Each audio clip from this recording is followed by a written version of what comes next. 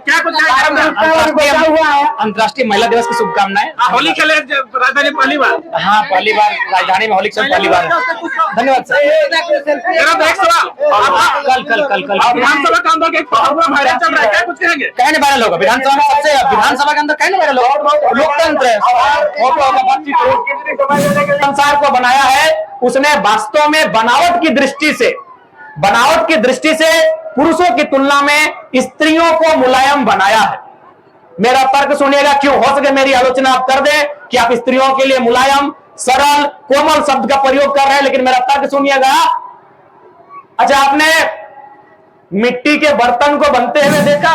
यानी 75 सालों में इस पुरुष प्रधान देश को महिला के लिए वो शब्द नहीं मिला कि अगर महिला यहां आएगी तो उसे क्या कहेंगे। अरे भाई ठीक है, पुरुष राष्ट्रपति हो सकता है, एक महिला के लिए तो अलग शब्द होना चाहिए था, या फिर कोई ऐसा शब्द चुनते राष्ट्रपति के लिए जो दोनों के लिए होता। बताइए, राष्ट्रपति महिला के लिए उचित है? यानी इन 75 सालों में असंख्य शुभकामनाएं। क्योंकि आज शनिवार का दिन है और हमें लगा कि शायद छुट्टी संडे को होगा, और हमें यह भी लगा कि शनिवार को शायद सदन चलेगा, सदन में बहस होगी, और हम अपना डायरी में लिख के आए थे। हम लिख के आए थे कि कोयला पे लेके किस दिन बहस करेंगे, विस्थापन को लेकर कब बहस करेंगे, जेपीएससी चेयरमैन की नियुक्ति को लेकर कब बहस करेंगे। हम पूरा 20 दिन का शेड्यूल बना के आए थे कि कब कब हमको क्या बहस करना है। और 8 तारीख को, चूंकि हमको आइडिया नहीं था कि 8 तारीख को शनिचर होगा, छुट्टी मिलेगा, आज हम अपनी डायरी में लिख के आए थे कि जब 8 तारीख को मेरा सदन में, विधानसभा के अंदर जब मेरा बात रखने का समय आएगा, तो आज हम सरकार आसन के माध्यम से, आसन यानी जो सदन है, जो स्पीकर है, उनके माध्यम से राज्य की सरकार से आज हमारा मांग होता, डिमांड होता कि राज्य में 33% आरक्षण महिलाओं को तमाम नौकरियों में दिया जाए। ये मांग आज हम करने वाले थे, लेकिन चूंकि आज छुट्टी हो गया है, कोई बात नहीं। अभी हर एक विभाग का बजट पे चर्चा होता है।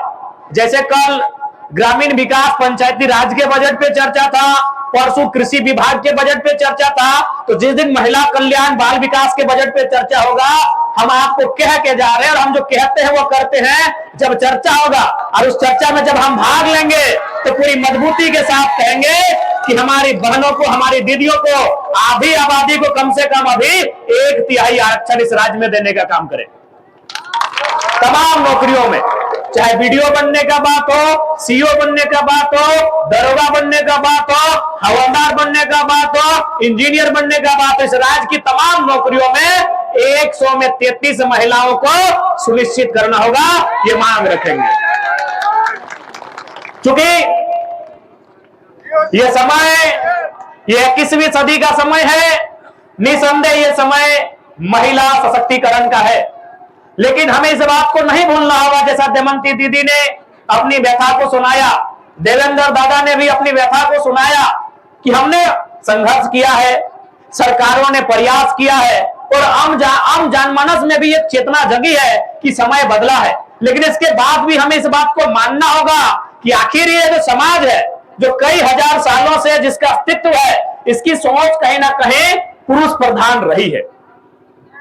ये जो समाज है, इस समाज का जो आधार है, इस समाज का जो व्यवहार है, ये आपको मानना होगा। भले वो आपके भाई हैं, आपके चाचा है, आपके मामा है, या आपके पति है, या आपके कोई भी है तो पुरुष। और ये समाज का जो आचरण रहा है, व्यवहार रहा है, वो कहीं ना कहीं पुरुषवादी रहा है। इसीलिए तो सन 1950 में इस देश के राष्ट्रपति बने थे डॉक्टर राजेंद्र प्रसाद। 75 साल बाद आज इस देश की राष्ट्रपति है द्रौपदी मुर्मू। उनको भी राष्ट्रपति बोला गया था और आज इनको भी राष्ट्रपति बोला जाता है। यानी 75 सालों में इस पुरुष प्रधान देश को महिला के लिए वो शब्द नहीं मिला कि अगर महिला यहां आएगी तो उसे क्या कहेंगे। अरे भाई ठीक है, पुरुष राष्ट्रपति हो सकता है, एक महिला के लिए तो अलग शब्द होना चाहिए था, या फिर कोई ऐसा शब्द चुनते राष्ट्रपति के लिए जो दोनों के लिए होता। बताइए, राष्ट्रपति महिला के लिए उचित है? यानी 75 सालों में इस देश के बुद्धिजीवी लोगों को एक शब्द नहीं मिला कि अगर कोई महिला यहां पे आएगी तो उसे क्या कहेंगे। राजेंद्र प्रसाद भी राष्ट्रपति, डॉक्टर एपीजे अब्दुल कलाम भी राष्ट्रपति, प्रणब मुखर्जी भी राष्ट्रपति, और प्रतिभा सिंह पाटिल और द्रौपदी मुर्मू भी राष्ट्रपति। तो ये आपको मानना होगा, ये पितृ प्रधान सोच की देन है। अब एक हम लोग कहावत पढ़ते हैं अंग्रेजी में, मैन इज मॉर्टल, कहा भाई वोमेन कहां चली गई, वो अमृत भी क्या है क्या? पढ़ा ना अपने अंग्रेजी में कहा होता मैन इज मॉर्टल। मैन माने क्या? पुरुष। महिला कहां चली गई भाई? तब दोनों शब्द दोनों को इंक्लूड कहने किए कि man and women are immortal, sorry mortal. तो कहीं ना कहीं ये जो सोच रही है, सोच हजारों सालों की है। अब एक छोटा सा उदाहरण देते हैं, क्योंकि इस उदाहरण को देने के बाद हो सके मेरी बहुत सारी लोग आलोचना करें, हमारी बुराई, हमारा टांग खींचे, लेकिन सच बातें सुनाते हैं। अभी सपोज दैट हमारी कोई नानी है, दादी है, चाची है, मामी है, मौसी है, अगर वह अपने पति के जिंदा रहते अगर स्वर्ग को सिधारती है, 70 साल उम्र, 80 जितना भी 100 साल ही कहना है, हम उनको क्या कहते हैं? सुहागन कहते हैं ना। यानी पति जिंदा है और अगर वह स्वर्ग सिधारती है, सुहागन।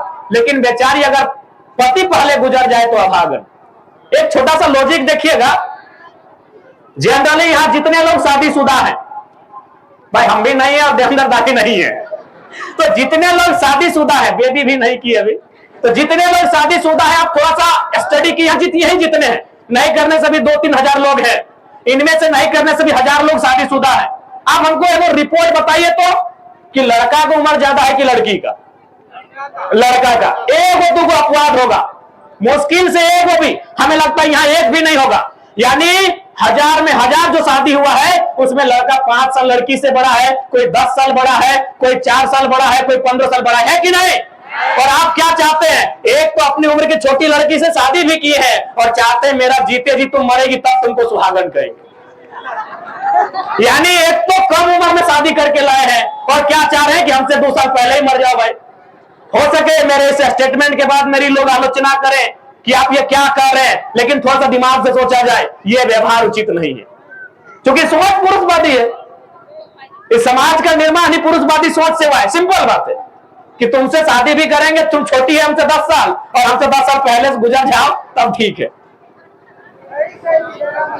इसलिए चूंकि ढांचा पुरुष प्रधान का रहा है, बदलाव हुए हैं, संघर्ष हुआ है, महापुरुष चाहे ज्योतिबा फुल्ले रहे, डॉक्टर भीमराव अंबेडकर रहे, यह तमाम महापुरुष संघर्ष किए हैं, लड़ाई लड़े हैं। लेकिन यह भी सच्चाई है कि 75 साल में महिला अगर इस राष्ट्र की संवैधानिक सर्वोपरि पद पर आ जाए तो उसके लिए एक शब्द नहीं खोज पाए हैं। यह भी सत्य है हमारे देश का। तो आज खैर दमयंती दी ने, जो हमारी तमार की विधायक की प्रत्याशी रही हैं, बहुत सुंदर इन्होंने कहा कि जब आप इतिहास को लिखेंगे आने वाली पीढ़ियां आपकी कसमें खाएंगी। आज नारी सशक्तिकरण का दौर है और हमें पूर्ण आशा है इस दौर को सफल करने के लिए आप तमाम हमारी दीदियां, हमारी बहनें पीछे नहीं हटेंगी। सबसे महत्वपूर्ण बात और एक बात दीदी लोग, क्योंकि हमेशा इस विषय पे आता है, पुरुष और नारी की जब बात आती है तो लोग कहते हैं कि नारियां कोमल होती हैं, और अक्सर कविताओं में देखिएगा, शेरो शायरी में आप पढ़िएगा, जब एक स्त्री की बात आती है तो कोमल, सरल, नाजुक इन शब्दों का प्रयोग किया जाता है। क्योंकि मैं आपको कहना चाहूंगा, जितनी मेरी दीदियां हैं, अगर कोई इन शब्दों का आपके लिए प्रयोग करे तो उसमें हतोत्साहित होने की आवश्यकता नहीं है। यह विधि का निर्णय है आपके लिए, जिसने संसार को बनाया है। कोई ईश्वर कहे, कोई अल्लाह कहे, कोई वाहे गुरु कहे, कोई मरांग गुरु कहे, कोई बूढ़ा बाबा कहे, कोई प्रकृति कहे, जिसने भी ईश्वर, जिसने भी संसार को बनाया है, उसने वास्तव में बनावट की दृष्टि से पुरुषों की तुलना में स्त्रियों को मुलायम बनाया है। मेरा तर्क सुनिएगा, क्यों हो सके मेरी आलोचना आप कर दें कि आप स्त्रियों के लिए मुलायम, सरल, कोमल शब्द का प्रयोग कर रहे हैं, लेकिन मेरा तर्क सुनिएगा। अच्छा, आपने मिट्टी के बर्तन को बनते हुए देखा है? अच्छा, अगर एक बात बताइए, अगर मिट्टी कठोर है तो क्या वो बर्तन बनेगी? नहीं बनेगी ना। यानी मिट्टी को पानी में गीला करना पड़ता है, यानी कोमल। मिट्टी अगर कोमल बनेगी तभी वो बर्तन बनेगी। आपने लोहा को देखा है तलवार बनते हुए? क्या जो लोहा कठोर है, रड के समान है, वो तलवार बनेगा? नहीं बनेगा। उस लोहे को अगर आग में गलाएंगे, तपाएंगे, यानी कोमल, उसके व्यवहार में परिवर्तन करके उसे कोमल बनाएंगे, उसे नाजुक बनाएंगे, तभी वो तलवार बनेगा। तो मेरे कहने का मतलब है, कोमल उसको बनना पड़ेगा जिसको आविष्कार करना है।